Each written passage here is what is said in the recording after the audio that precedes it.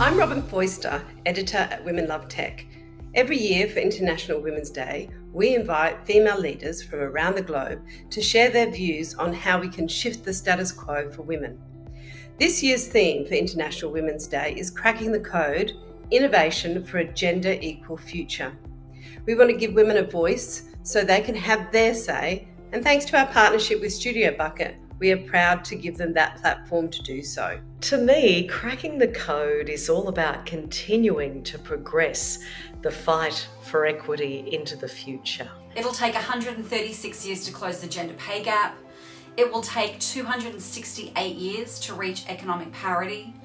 Only 5% of CEOs of ASX 200 companies are women. Only 10.6% of CEOs of Fortune 500 companies are women. We need to crack our cultural, economic, and social codes and behaviours that entrench inequality. As a woman who developed a business with several decades under my belt, I can tell you that it's never too late. For me, cracking the code is about empowering women from all walks of life to step into any room feeling unrelenting and fearless, fueled by their experience, skill sets, and vision for the future. The phrase inclusive innovation really resonates for me.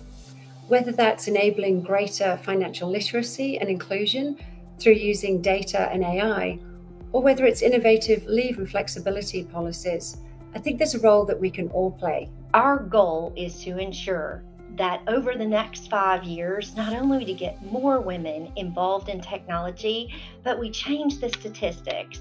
Today, only 28% of the tech jobs are women versus men. Women founders got only 0.7% of startup funding in 2022. There are so many examples of male-centric design, from crash test dummies being designed for male bodies to the height of shelves in a supermarket. And in tech, there are examples such as a study that found speech recognition software was 70% more likely to accurately recognize male speech. We're at an inflection point.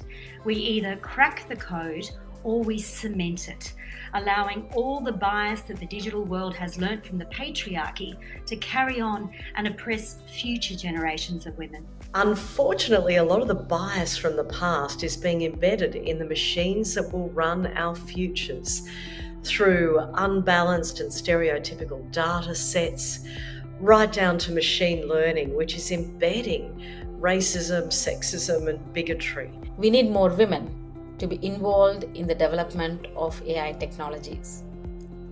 We need more women to become AI engineers, data scientists, and programmers. It's no secret that diversity drives innovation. So a homogenous tech industry is unlikely to overcome the global challenges we're facing, like gender equality and environmental degradation. And it's really important when we build our systems that our diversity is reflected in not only the way the systems are built, but the outputs of which those systems generate. It's why we've introduced a new gender goal to go from 36.4% to 40% of women identifying and non-binary employees. And that's a global goal that we've set to get to by the end of 2026. Gender inclusive language. The simple use of gender-neutral pronouns like they or them to avoid assuming gender. At COS, we have achieved 52% female representation in our leadership group, and I have witnessed firsthand the power that diversity brings to decision making. We want to close the gap that can keep so many of the LGBTQIA+ community from accessing support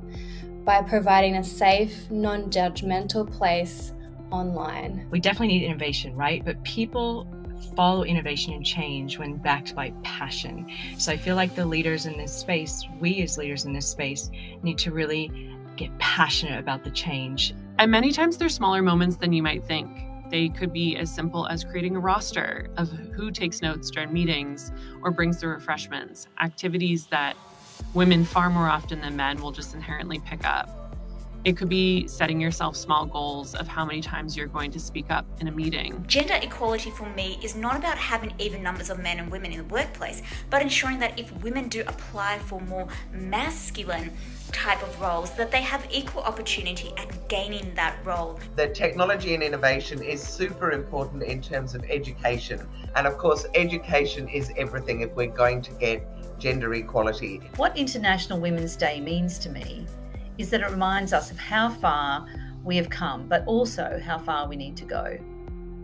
Reminders such as inequalities in women seeking technology investments, workplace inequalities, and inequalities in healthcare. Education plays an incredibly important role in cracking the code for gender equality. Girls and women are systemically tracked away from science and maths throughout their lives, and this limits their training options to explore these fields as adults. Help me bust those myths about many male-dominated careers, about STEM, about what careers are feminine, fun, fashionable, and family-friendly. It's about removing the bias out of our society around social norms. It's innovating our educational platforms and undoing the indirect messaging of our communities that have been around for centuries. In an industry like mine that is predominantly female and relies so heavily on embracing and learning new technology, the conversation around technical innovation and gender equality is a vital one. So what we want to do is make sure that everyone is educated on what it actually means to be a part of the STEM and tech community, breaking that down, opening the doors, mentoring, supporting them all the way.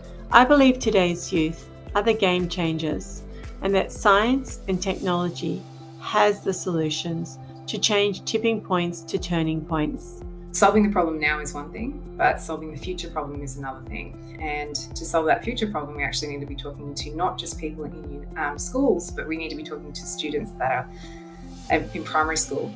So things that I've been involved with is local robotics groups for kids. As the author of the best-selling Inspirational Careers for Kids picture book series, I want to encourage young women to dream big, aim high and smash those glass ceilings. I would love to see women of a certain age, like myself, be able to use technology and social media in a welcoming, comfortable, safe space. To do that, we need to break some of the biases that older women aren't able to use technology. I have found women over 60 are often disregarded in the job market.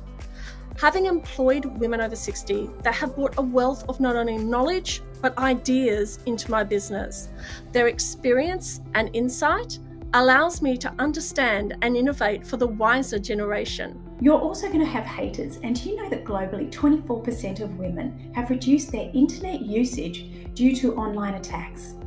So I encourage you to don't dim your light for anyone. Double down, share your genius and speak louder, knowing that your voice matters. It's about creating more opportunities for women and girls to become innovators, entrepreneurs and disruptors, and importantly, risk takers. Women fill about a third of tech jobs, and a lot of them leave the industry within 10 years. So we need to be having conversations right across all levels of government, industry and education about how we attract and retain young female talent. As I came from manufacturing, it's been a pretty lonely female path at the top. So I am delighted to see the Embrace Equity bringing to the fore the access of women into the STEM subjects to encourage them on the technological side of things. Knowledge is power, and if we can teach women of all ages how to become your own boss, how to succeed in business, how to be financially literate, it is going to change the world as we know it. I think cracking the code on money and cracking the code on financial independence and financial empowerment is incredibly important. Globally, women are paid 20% less than men. But I have some top tips for you to get cracking. The first is that you are good enough, but you have to stop apologising, stop people pleasing, and stop minimising yourself by talking yourself down. So this means challenging the assumptions and beliefs that limit women's potential and creating a more inclusive and supportive culture that values diversity and innovation. Together, we can try to create a more inclusive world that enables success and prosperity for all women. The time for discussion around how to drive a gender equal future through innovation and technology is over. Now is well and truly the time for action. There is no excuse for employers that fail to provide things like flexible working arrangements. I chose to do things differently, using innovation to ensure that our team has flexibility in their work, their workspace and times. They are encouraged to pursue personal business ventures, to write and explore and to think and to be creative and find their authentic selves without pretense. Real benefit, and one that will afford women greater flexibility in how they manage their work lives, is providing schedule flexibility. Flexibility around when we work. This is the silver lining of the pandemic, and this will address, I believe, part of the well-being gap that we are seeing between males and females. And I think it's really, really important that we stop putting the onus on women to solve the issues, that we put the onus on industry.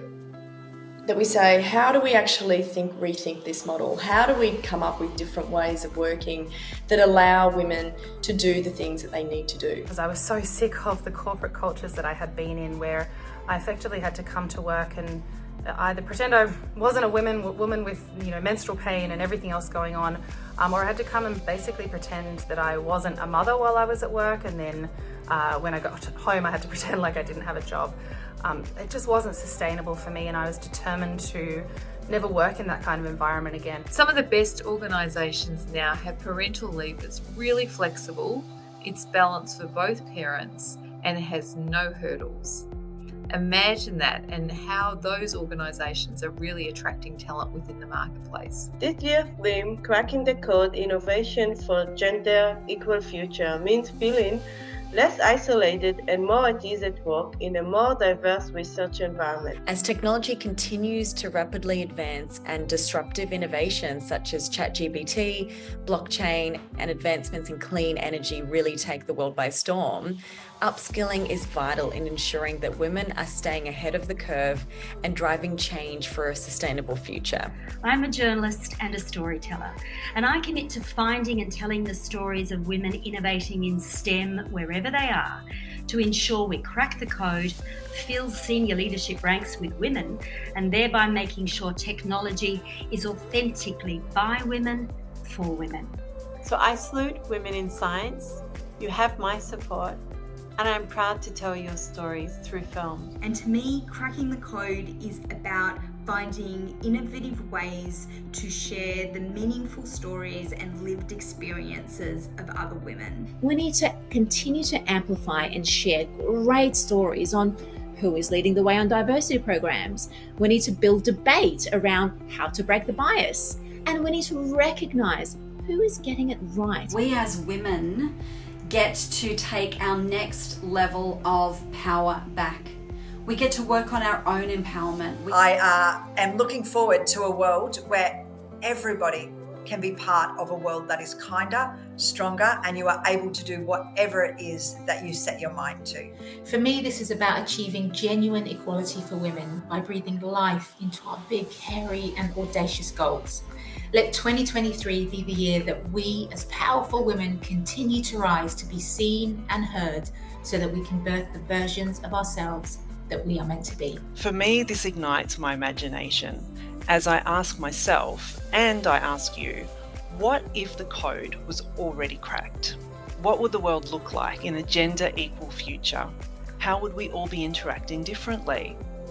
And if you invest some moments, even closing your eyes and transporting yourself into that world, it takes you on a trajectory of experiencing limitless possibility. It is about showing that boundaries and barriers, real or imagined, are actually for being pushed through and climbed over. Happy International Women's Day. I want to wish you a very happy International Women's Day. Happy International Women's Day. Happy International Women's Day. Let's get cracking that code. Let's crack the code. Please celebrate with me International Women's Day 2023.